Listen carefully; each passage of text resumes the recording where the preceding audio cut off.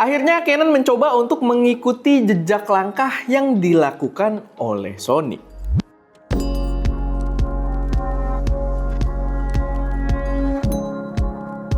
Halo semuanya, selamat datang di channel SM Media dengan gue Erwin. Dan pada video kali ini gue pengen bahas kamera Canon yang baru aja diluncurkan kemarin. Jadi kalau kalian nonton video ini, diluncurinnya baru kemarin gitu ya, karena gue baru nonton juga. Dan ini adalah kamera yang menarik menurut gue, karena ini adalah Canon R6V, dimana ini adalah versi yang lebih videosentris dari Canon R6 Mark III gitu ya. Jadi dia punya base jeroan yang sama, tapi yang menarik di sini dia versi videosentrisnya tapi diberikan dengan price tag atau harga yang malah lebih murah dari si R6 Mark III-nya.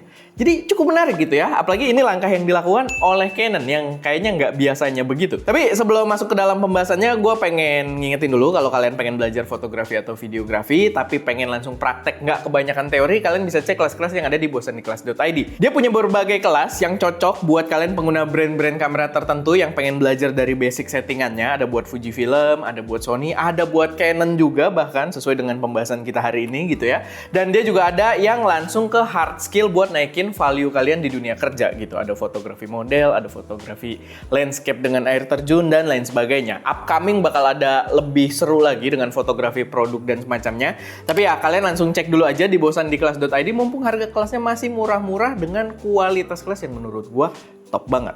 Langsung aja gue kasih kartunya juga di situ biar kalian gampang buat aksesnya. Balik lagi ke pembahasannya. Jadi akhirnya ya Canon meluncurkan atau menghadirkan kamera yang udah lama dinantikan sama orang-orang, yaitu tipe kamera yang bisa menjadi tandingannya Sony FX3. Karena kalau kita berbicara kamera videografi, Sony FX3 adalah kamera yang udah bener-bener populer banget gitu ya. Hampir bisa dibilang kamera sejuta umat. Cuman kalau sejuta sih kayaknya nggak sebanyak itu juga orang bisa beli FX3 gitu ya.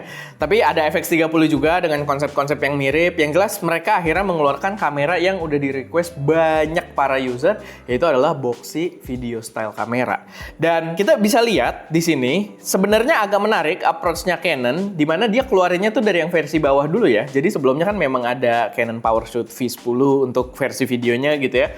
Lalu ada V1 yang kita pernah bahas juga, pernah cobain. Lalu masuk ke mirrorless, dia mulainya dari yang entry dulu juga, R50V. Dan sekarang akhirnya keluar yang ada, bukan yang ada, dan sekarang akhirnya keluar yang versi tingginya, yaitu adalah R6V. Jadi kalian bisa lihat dari video-video di luar sana, stylenya boxy, profesional, I/O-nya komplit, dia juga membawa full size HDMI, dan dia membawa active cooling juga. Jadi by design ini menurut gue bener-bener terinspirasi dengan FX3. Walaupun agak lebih netral ya, tapi nanti kita akan bahas lebih lanjut juga. Maksudnya FX3 itu kan dibikin yang memang beda line gitu ya, yang warnanya abu-abu sendiri. Sedangkan si Canon ini tetap dengan DNA-nya EOS gitu. Dan kita bisa lihat DNA-nya ini bukan cinema-nya Canon, dia dengan DNA-nya EOS. Begitu juga kita bisa lihat di software-nya, dimana dalam pengoperasiannya gue lihat di review-review di luar sana, dia tidak membawa UI ala cinema-nya Canon. Jadi ini beneran dipisah gitu. Jadi kan sebenarnya di range yang buat lawannya FX3 itu sebenarnya ada C50 yang kemarin memang lumayan rame ya seputar dia itu udah Netflix approve gitu kan, sedangkan si Sony belum gitu, si FX3. Tapi ya itu justru lawan di lini sinemanya. Tapi di sini dia videosentris tapi non sinema. Cuma menurut gua cukup oke lah gitu untuk penerapannya, karena di sini mereka akhirnya bisa membawa feature yang ditunggu-tunggu juga sama orang-orang yang kreator tuh demen, kayak contohnya IBIS. Jadi Canon tuh kayaknya mereka agak anti IBIS di lini sinemanya, karena ya mungkin karena kamera sinema jarang juga sih yang ada IBIS gitu ya. Jadi ini ditujukan ke kamera kreator atau kamera videographer secara general gitu kan. Dan akhirnya mereka membawa IBIS yang katanya, klaimnya IBIS-nya ini juga udah lebih proper. Sebenarnya Canon IBIS-nya bagus, cuman kalau kena lensa ultra wide dia ada wobble yang lumayan parah. Kita sering lihat di videonya Potato Jet juga gitu kan. Dan gue nonton di videonya Potato Jet membahas R6V ini, katanya di ultra wide-nya dia udah lumayan jauh lebih baik lah gitu, udah lumayan menghilang. Klaimnya, gue belum coba, tapi kalau yang gue lihat sebenarnya masih ada tipis-tipis, cuman ya jauh lebih baik gitu dibandingkan sebelum-sebelumnya. Oh ya, karena dia lebih video sentris dan kreator sentris gitu ya, dia juga sekarang kayak R50V, dia di sisi sampingnya tuh ada quarter mount kalau kalian pengen mountingin kameranya secara vertikal tanpa pakai L-plate atau cage dan semacamnya. Ya mungkin sedikit detail yang bisa berguna buat beberapa user gitu kan. Buat sensornya sendiri, dia bawa sensor yang sama dengan R6 Mark III, which is sensor bagus, gue suka banget. Dia tidak partially stack, bukan full stack, tapi readoutnya setahu gue cepet banget di R6 Mark III gitu kan. Dan dia dengan sensor tersebut bisa membawa video hingga 7K RAW open gate. Lalu dia ada dual base ISO juga. Yang pertama gue lupa ya di 800 apa berapa, gue nggak inget sayangnya. Tapi yang kedua dia tuh startnya di 6400. Jadi kalau kalian naikin ISO ke 6400 dia akan bersih lagi, which is kepake banget. Sama dia juga bisa record 4K 120p, proper untuk kamera yang ranahnya lebih ke videografi seperti ini. Karena kita bisa lihat di Sony ya FX3 yang udah pertama bikin terkenal. Sebenarnya sebelum FX3 itu A7S Mark III sih yang duluan gitu kan dengan 4K 120p. Lalu kita bisa lihat di lini yang agak bawahnya juga di Sony itu ada ZV-E1 gitu kan yang bawa 4K 120p juga. Jadi di sini ya udah seharusnya dia bawa 4K 120p. Cuman di sini gue mau ngingetin aja buat brand Jepang ya, ini sebenarnya buat semua gitu, buat kalian. Canon, Sony, Fuji, Lumix, apalagi sih brand Jepang, Nikon gitu kan, dan kawan-kawannya, pokoknya brand-brand Jepang. China nih mulai masuk ke 4K 240 gitu dengan kamera-kamera. Emang beda kelas kameranya, kayak kemarin kita cobain si Pocket 4 gitu ya, harga-harga under 10 juta. Tapi mereka tuh udah mainnya 4K 240. Sensornya juga lumayan gede gitu, 1 inch. Jadi menurut gua, mungkin bukan start di sini, tapi gua berharap brand-brand Jepang mulai bisa masuk ke 4K 240 juga ke depannya. Karena setelah kita cobain sih itu racun banget gitu ya. Dan menurut gua, kalau bisa diterapkan di sensor-sensor yang lebih gede, proper gitu ya, kayak Micro Four Thirds, APS-C, full frame, dan di lini mirrorless, gue rasa itu akan sangat seru gitu. Jadi ya itu, sedikit pengingat aja kalau brand China mulai masuk ke 4K 240. Lalu ya tadi sensornya udah ada IBIS, kalau jajaran Cinema dia nggak ada, kayak di C50 itu nggak ada. Kita juga pernah bahas kayaknya C50 kalau kalian kepo. Balik lagi yang gue bilang, dia lebih ramah kreator, nggak harus yang kayak filmmaker banget, yang setupnya sinematik banget gitu ya. Nah tapi gini, yang pengen gue angkat juga di sini sebenarnya, menurut gue ya, kamera ini tuh gak ada gebrakan besar sih, jujur aja gitu ya. Untuk feature-feature yang dikeluarkan, untuk hal-hal kayak spesifikasi, ya feature dan form factornya sendiri, there's nothing new gitu, gak ada yang baru. Gue excited ketika nunggu video dia rilis, tapi ketika dia rilis ya gue biasa aja gitu, nothing new. Gak ada inovasi, sorry banget, cuman ya emang beberapa kemarin gue kalau kata-kata ini sih suka banyak yang tantrum gitu kan. Tapi ya jujur aja nggak ada inovasi. Dan justru kalau gue bilang agak telat gitu ya untuk Canon mengeluarkan kamera ini. Karena kalau kita lihat FX3 aja dengan konsep yang video boxy untuk kreator videografer gitu kan, itu keluar di tahun 2021. Itu 5 tahun bos, ini 2026 gitu ya. Jadi menurut gue lumayan telat, kurang exciting, nggak banyak hal baru juga yang ada di sini, walaupun tetap keren. Dan kameranya bukan kamera jelek, gue harus sampaikan juga, kameranya bukan kamera jelek, cuman doesn't excite me aja gitu, nggak ada hal baru yang gimana-gimana buat kita angkat.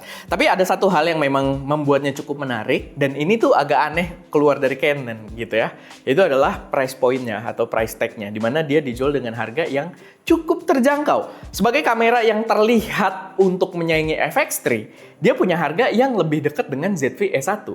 Bukan lebih dekat, nah harusnya par to par gitu. Jadi dia di harganya itu 2.500 US dollar.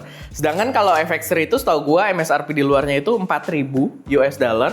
Dan dengan 2.500 US dollar tersebut tuh harganya par to par dengan ZV-E1. Dan kita bisa lihat kalau si Canon ini membawa form factor ya dibandingkan ZV-E1 ya. ZV-E1 itu kan ya kreator sentris, tapi dibikin tuh nggak terlalu kuat gitu ya. Kayak masih bisa overheating, dia nggak ada kipas internal dan lain sebagainya. Sedangkan si Canon R6V ini dia punya setup dengan active cooling, dengan boxy, I/O-nya komplit. Dia mirip banget dengan FX3, tapi dijual di harga 2.500 US dollar gitu. Jadi harusnya par to par dengan ZV-E1. Tapi gini, gue akan kasih gambaran lagi yang biar kalian juga bisa manage ekspektasi kalian.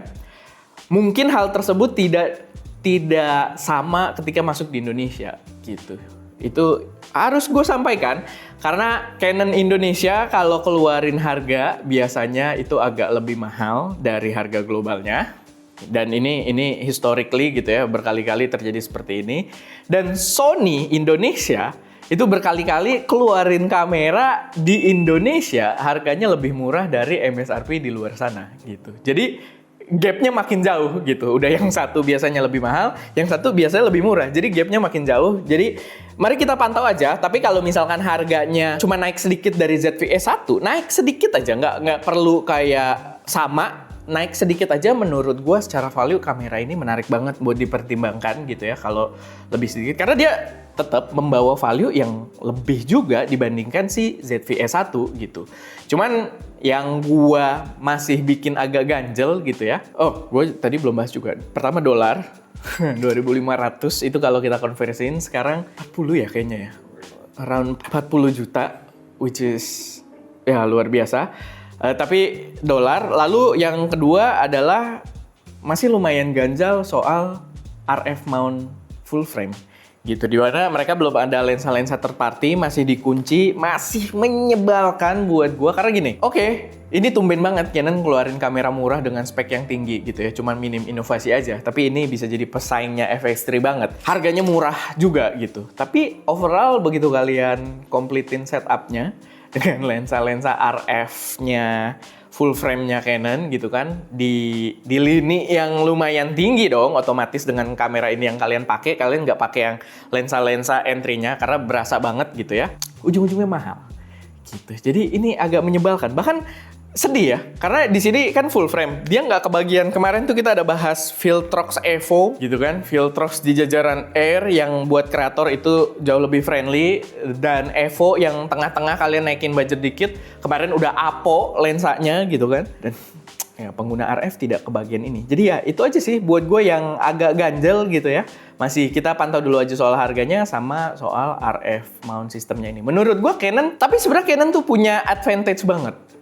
Dia nggak usah berinovasi sebenarnya. Buka mounting lensanya, gue rasa Canon pasti rame lagi gitu. Karena gue salah satu yang kalau lensanya udah kebuka, masuk antrian banget gitu. Gue langsung, wah. Karena kameranya seru, gue tahu kameranya bagus. Dengan spek yang dibawa sekarang bisa bersaing sama FX3 dengan harga yang di bawah FX3 dengan UI-nya Canon. Oh my god, itu enak banget gitu buat dioperasikan. Enak banget buat bikin konten, gue yakin sangat memudahkan gitu kan. Dan bikin kita tuh fun juga gitu ketika mengoperasikan kameranya. Beda dengan UI-nya Sony gitu ya, walaupun sekarang udah jauh lebih bagus tapi agak beda. Itu beberapa hal yang menurut gue bisa jadi salah satu pertimbangan juga gitu ya, yang membuat Canon ini agak kurang menarik. Sebenarnya paling gede di lensanya sih. Dia agak mahal lumayan aja nih, agak mahal. Mungkin dia cuma di bawahnya FX3 dikit. Menurut gue tetap menarik kalau lensanya udah banyak opsi third party-nya gitu. Cuman sekarang ya lensanya ini yang menurut gue bisa jadi hambatan banget. Oke, paling itu aja sih sedikit pembahasan dari gue. Gimana menurut kalian? Gue pengen tahu juga pendapat kalian di kolom komentar. Menarik atau enggak sih Canon R6V ini buat jadi kamera utama kalian? Kalau fanboynya Canon sih gue rasa ya bagus-bagus aja gitu. Menurut gue juga bagus, cuma masalah di lensa aja. Oke, silahkan taruh semuanya di kolom komentar. Semoga bermanfaat, semoga bisa jadi bahan pertimbangan buat kalian. Gue Erwin, di belakang kamera ada Ska, dan jangan lupa untuk berkarya.